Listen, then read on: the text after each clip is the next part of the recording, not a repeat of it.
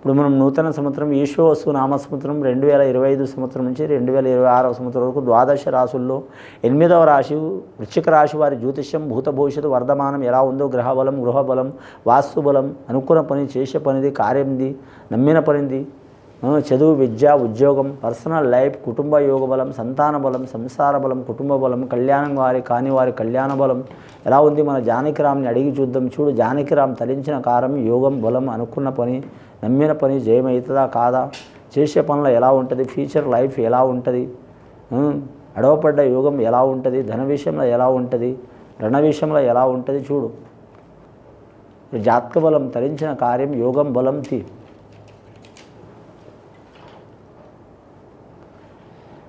వృశ్చిక రాశి వారి జాతకంలో చెప్పాలంటే మాత్రం చాలా వరకు యోగ బలం ఉన్నదండి వారికి.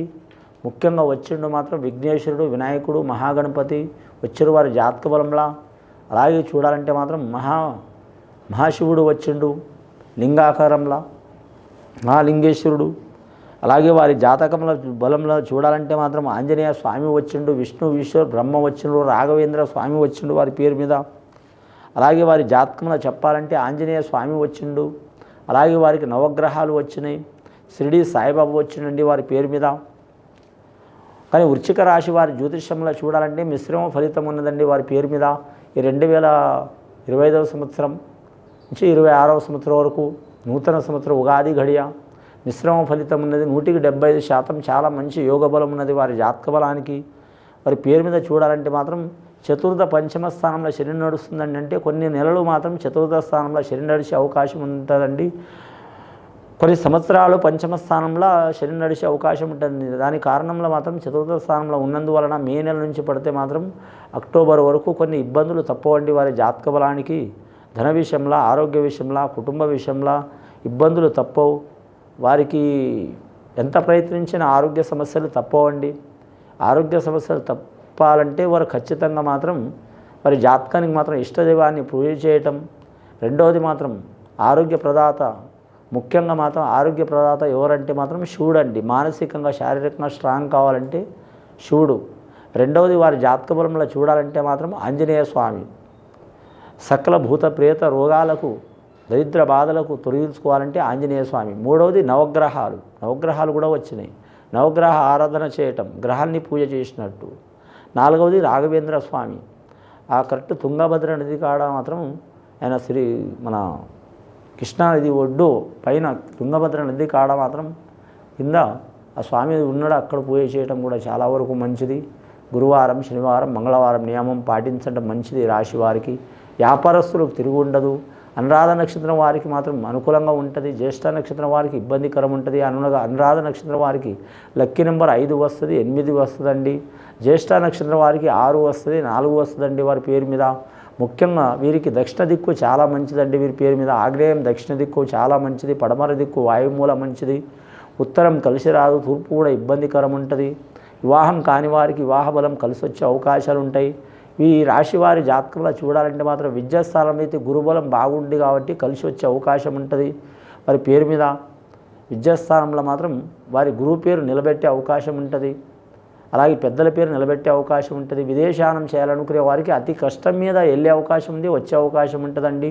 అలాగే విదేశానికి ఉద్యోగం కోసం కానీ కళ్యాణం కోసం కానీ అక్కడ స్థిరపడడానికి కోసం వెళ్ళే వారికైతే చాలా ఇబ్బందికరమైన పరిస్థితి ఉంటుందండి. కానీ మాత్రం వీరికి ఆకస్మికంగా లేనిపోయిన చిక్కులు చికాకులు వస్తాయండి. భగవంతుడి దయ వలన ఆ చిక్కులు చికాకులు కూడా తొలగిపోయే అవకాశాలు ఉన్నాయి.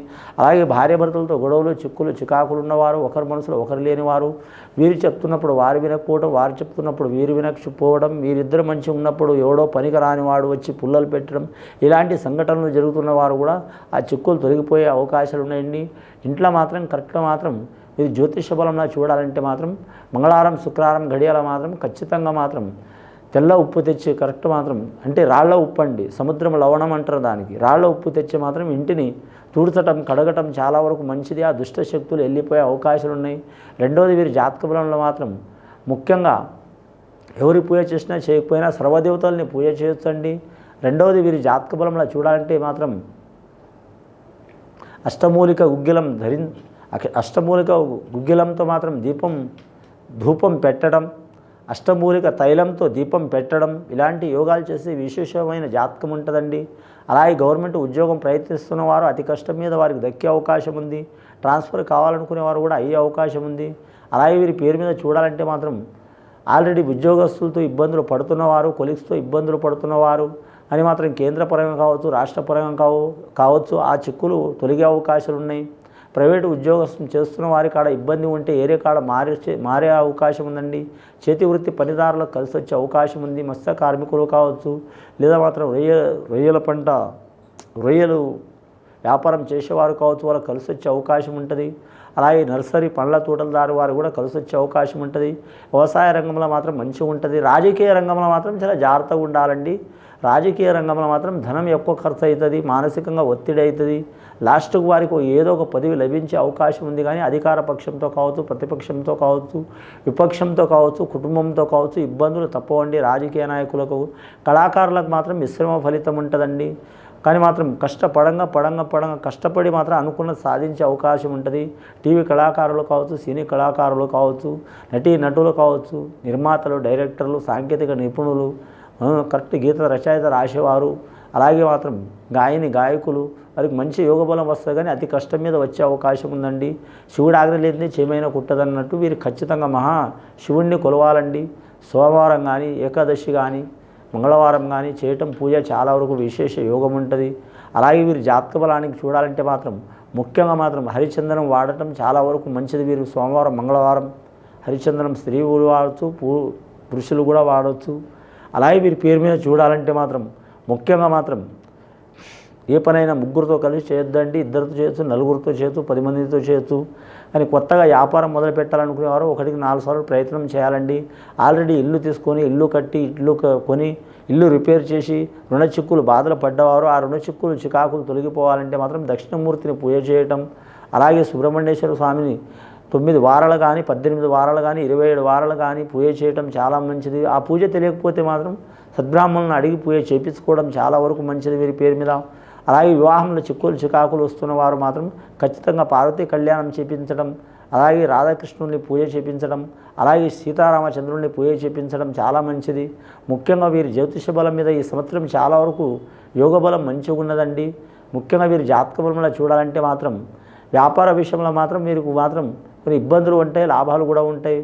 కానీ కొన్ని సమస్యలు ఆకస్మికంగా వస్తాయి. వీరికి సమస్యలు ధనం గురించి కానీ, ఇంటి గురించి కానీ, రుణం గురించి కానీ, కుటుంబం గురించి కానీ, లేదా బాలికల గురించి కానీ, సంతానం నుంచి కానీ కొన్ని ఆకస్మికంగా చిక్కులు వచ్చినా వాటిని తట్టుకొని నిలబడే అవకాశం ఉంటుంది. అన్నదమ్ములతో మాత్రం జాగ్రత్తగా ఉండాలి. అంటే అన్నదమ్ములు శత్రువులు కాదంటే సమస్యలు వస్తాయి. ఆ సమస్యలు కూడా తొలగి వీరు అనుకున్నది సాధించే అవకాశం ఉంది.